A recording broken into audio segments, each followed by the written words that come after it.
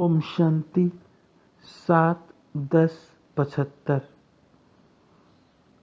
Part 2 महारथी वत्सों का अलौकिक मिलन।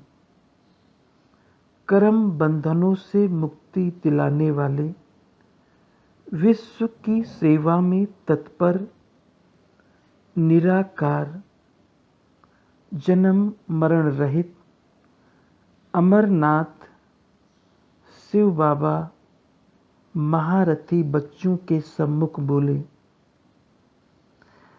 महारथी और सब बच्चे अमृत वेले जब रूह रिहान करते हैं तो महारथियों की रूह रिहान और मिलन मुलाकात अनेक आत्माओं के मिलन और रूह रिहान में क्या अंतर होता है। ये जो गायन है कि आत्मा परमात्मा में लीन हो जाती है, ये कहावत किस रूप में रांग है? क्योंकि एक शब्द बीच से निकाल दिया है। सिर्फ लीन शब्द नहीं है, लेकिन लव लीन एक शब्द है। लीन एक लव में लीन। जो कोई अति स्नेह से मिलते हैं तो उस समय स्नेह के मिलन के शब्द क्या निकलते हैं? ये तो जैसे एक दूसरे में समा गए या दोनों मिलकर एक हो गए। ऐसे ऐसे स्नेह के शब्दों को उन्होंने इस रूप से ले लिया है। ये जो गायन है कि वे एक दूसरे में समाकर एक हो गए, ये है जैसे कि महारथियों का मिलन। बाप में समा गए अर्थात बाप का स्वरूप हो गए। ऐसा पावरफुल अनुभव महारथियों को ज़्यादा होगा। बाकी और जो हैं वो खींचते हैं, स्नेह शक्ति खींचने की कोशिश करते हैं। युद्ध करते करते समय समाप्त कर देंगे, लेकिन महारथी बैठे और समाये। उनका लव इतना पावरफुल है जो बाप को स्वयं में समा देते हैं। बाप और बच्चा समान स्वरूप की स्टेज पर होंगे। जैसे बाप निराकार है, वैसे बच्चा।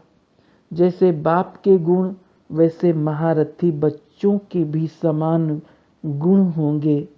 मास्टर हो गए ना, तो मास्टर बच्चों का मिलन अर्थात लवलीन होना, बाप में समा जाना अर्थात समान स्वरूप का अनुभव करना।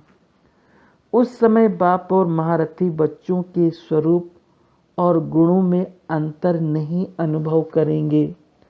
साकार होते हुए भी निराकार स्वरूप के लव में खोए हुए होते हैं, तो स्वरूप भी बाप समान हो गया। अर्थात अपना निराकारी स्वरूप प्रैक्टिकल स्मृति में रहता है।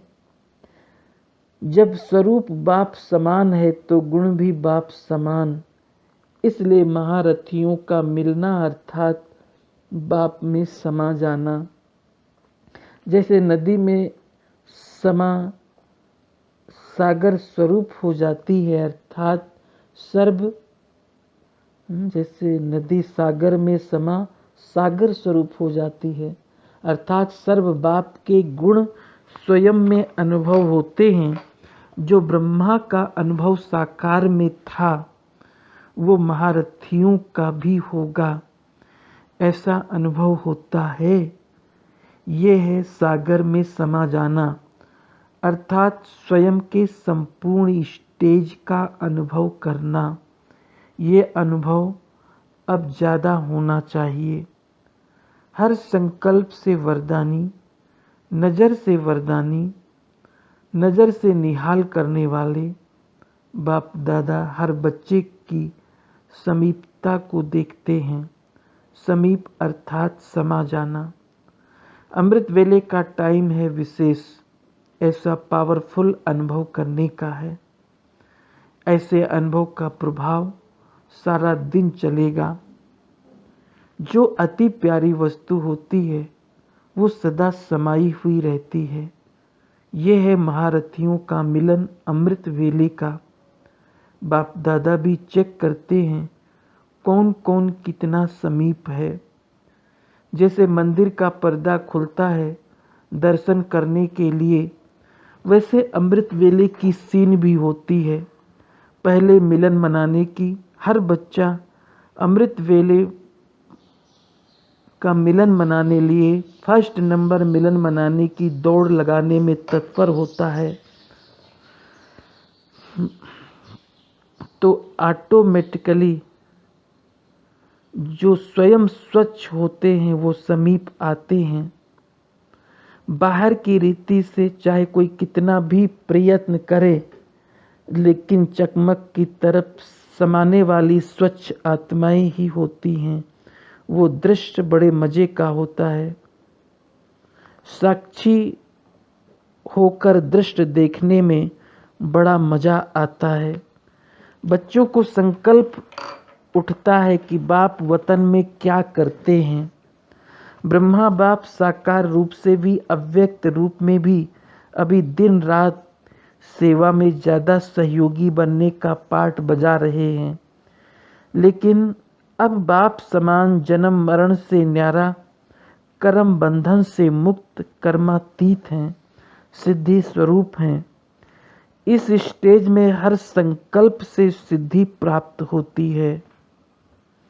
जो संकल्प किया वो सत, इसलिए चारों ओर संकल्प की सिद्धि रूप से सहयोगी है। वाणी से संकल्प की गति तीव्र होती है, साकार में आकार की गति तीव्र है। तो संकल्प से सेवा का पार्ट है, वो भी सत संकल्प, शुद्ध संकल्प। आपकी है ज़्यादा वाणी द्वारा सेवा, मनसा से भी है लेकिन ज़्यादा वाणी से है। लेकिन ब्रह्मा बाप की अब सत संकल्प की सेवा है तो तीव्र गति होगी ना। तो अभी सेवा का पार्ट ही चल रहा है। सेवा के बंधन से मुक्त नहीं है, कर्म बंधन से मुक्त हैं। अच्छा, इस मुरली का सार। महारथी बच्चों का लव इतना पावरफुल होता है कि बाप को स्वयं में समा देते हैं।